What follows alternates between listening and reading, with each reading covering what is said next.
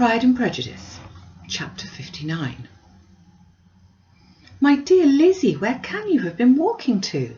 was a question which Elizabeth received from Jane as soon as she entered the room, and from all the others when they sat down to table. She had only to say in reply that they had wandered about till she was beyond her own knowledge. She coloured as she spoke, but neither that nor anything else awakened a suspicion of the truth. The evening passed quietly, unmarked by anything extraordinary. The acknowledged lovers talked and laughed. The unacknowledged were silent. Darcy was not of a disposition in which happiness overflows in mirth, and Elizabeth, agitated and confused, rather knew that she was happy than felt herself to be so. For besides the immediate embarrassment, there were other evils before her. She anticipated what would be felt in the family when her situation became known. She was aware that no one liked him but Jane, and even feared that the others, it was a dislike which not all his fortune and consequence might do away. At night she opened her heart to Jane. Though suspicion was very far from Miss Bennet's general habits, she was absolutely incredulous here. "You are joking, Lizzie. This cannot be. Engaged to Mr Darcy? No, no, you shall not deceive me. I know it to be impossible. This is a wretched beginning indeed. My sole independence was on you, and I'm sure nobody else will believe me if you do not. Yet indeed I am in earnest. I speak nothing but the truth. He still loves me, and we are engaged." Jane looked at her doubtingly. "Oh, Lizzie, it cannot be. I know how much you dislike him." "You know nothing of the matter. That is all to be forgot. Perhaps I did not always love him so well as I do now, but in such cases as these a good memory is unpardonable. This is the last time I shall ever remember it myself." Miss Bennet still looked all amazement. Elizabeth again, and more seriously, assured her of its truth. "Good heaven, can it really be so? Yet now I must believe you," cried Jane. "My dear, dear Lizzie, I do congratulate you. But you are certain? Forgive the question, are you quite certain that you can be happy with him?" "There can be no doubt of it. It is settled between us already that we are to be the happiest couple in the world. But are you pleased, Jane? Shall you like to have such a brother?" "Very, very much. Nothing could give either Bingley or myself more delight, but we considered it, we talked of it as impossible." "And do you really love him quite well enough?" "Oh, Lizzie, do anything rather than marry without affection. Are you quite sure that you feel what you ought to do?" "Oh, yes. You will only think I feel more than I ought to do when I tell you all." "What do you mean?" "Why, I must confess that I love him better than I do Bingley. I'm afraid you will be angry." "My dearest sister, now be serious. I want to talk very seriously. Let me know everything that I'm to know without delay. Will you tell me how long you have loved him?" "It has been coming on so gradually that I hardly know when it began, but I believe I must date it from my first seeing his beautiful grounds at Pemberley." Another entreaty that she would be serious, however, produced the desired effect, and she soon satisfied Jane by her solemn assurances of attachment. When convinced on that article, Miss Bennet had nothing further to wish. "Now I am quite happy," said she, "for you will be as happy as myself. I always had a value for him. Were it for nothing but his love of you, I must always have esteemed him. But now, as Bingley's friend and your husband, there can be only Bingley and yourself more dear to me. But Lizzie, you've been very sly, very reserved with me. How little did you tell me of what passed at Pemberley and Lambton? I owe all that I know of it to another, not to you." Elizabeth told her of the motives for her secrecy. She had been unwilling to mention Bingley, and the unsettled state of her own feelings had made her equally avoid the name of his friend. But now she would no longer conceal from her his share in Lydia's marriage. All was acknowledged, and half the night spent in conversation.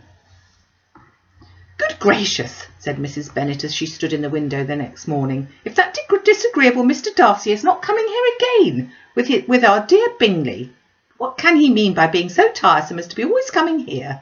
I had no notion but he would go a-shooting or something or other, and not disturb us with his company. What shall we do with him, Lizzie? You must walk out with him again, that he may not be in Bingley's way." Elizabeth could not help laughing at so convenient a proposal, yet was really vexed that her mother should be always giving him such an epithet.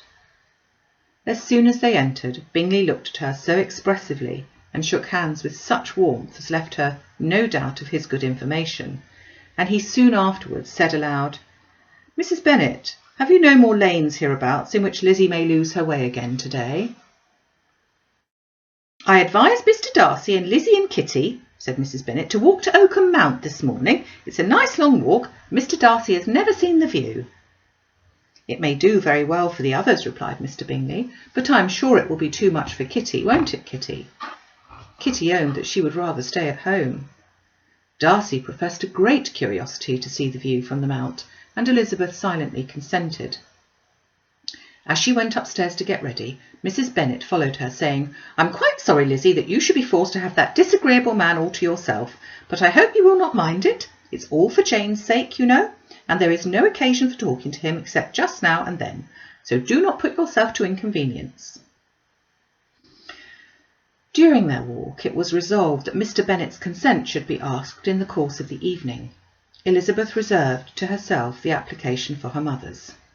She could not determine how her mother would take it, sometimes doubting whether all his wealth and grandeur would be enough to overcome her abhorrence of the man. But whether she were violently set against the match or violently delighted with it, it was certain that her manner would be equally ill-adapted to do credit to her sense, and she could no more bear that Mr Darcy should hear the first raptures of her joy than the first vehemence of her disapprobation.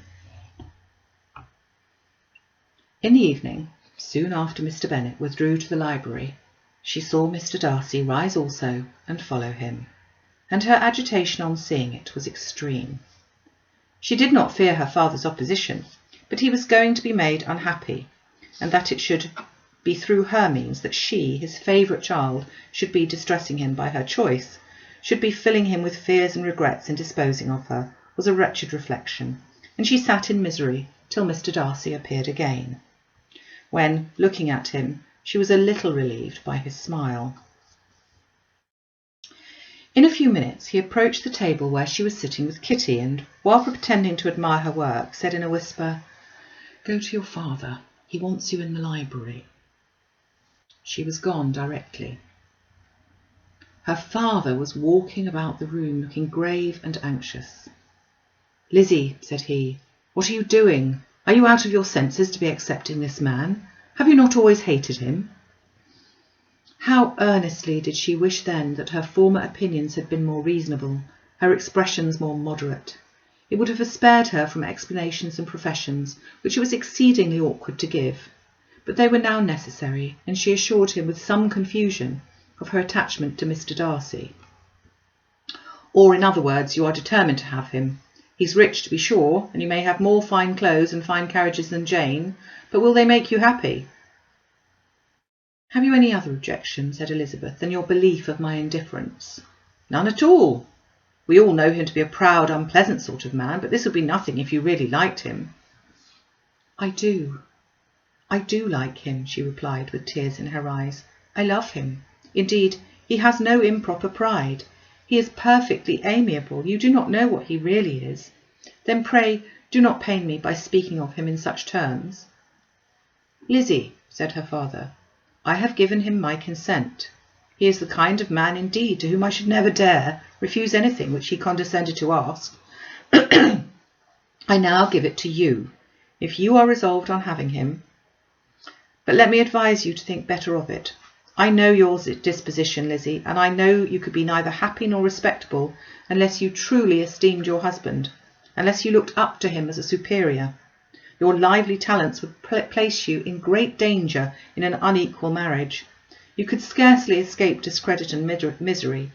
My child, let me not have the grief of seeing you unable to respect your partner in life. You know what you're about." Elizabeth, still more affected, was earnest and solemn in her reply, and at length, by repeated assurances that Mr Darcy was really the object of her choice, by explaining the gradual change which her estimation of him had undergone, relating her absolute certainty that his affection was not the work of a day, but had stood the test of many months' suspense, and enumerating with energy all his good qualities, she did conquer her father's incredulity and reconcile him to the match. "Well, my dear," said he, when she ceased speaking, "I have no more to say. If this be the case, he deserves you. I could not have parted with you, Lizzie, to any one less worthy." To complete the favourable impression, she then told him what Mr Darcy had voluntarily done for Lydia. He heard her with astonishment. "This is an evening of wonders indeed. And so Darcy did everything? Made up the match, gave the money, paid the fellow's debts, and got him his commission? So much the better. It will save me a world of trouble and economy. Had it been your uncle's doing, I must and would have paid him. But these violent young lovers carry everything their own way. I shall offer to pay him tomorrow. He will rant and storm about his love for you, and there will be an end of the matter." He then recollected her embarrassment a few days before on reading Mr Collins's letter, and after laughing at her some time, allowed her at last to go, saying as she quitted the room, "If any young men come for Mary or Kitty, send them in, for I'm quite at leisure." Elizabeth's mind was now relieved from a heavy weight, and after half an hour's quiet reflection in her own room, she was able to join the others with tolerable composure. Everything was too recent for gaiety, but the evening passed tranquilly away. There was no longer anything material to be dreaded, and the comfort of ease and familiarity would come in time. When her mother went up to her dressing-room at night, she followed her and made the important communication. Its effect was most extraordinary, for on first hearing of it, Mrs Bennet sat quite still and was unable to utter a syllable. Nor was it under many, many minutes that she could comprehend what she heard, though not in general backward to credit what was for the advantage of her family, or that came in the shape of the lover of any of them. She began at length to recover, to fidget about in her chair, get up, sit down, wonder, and bless herself. "Good gracious, Lord bless me, only think! Dear me, Mr Darcy! Who would have thought it? And is it really true? Oh, my sweetest Lizzie, how rich and great you will be! What pin money, what jewels, what carriages you will have! James is nothing to it, nothing at all.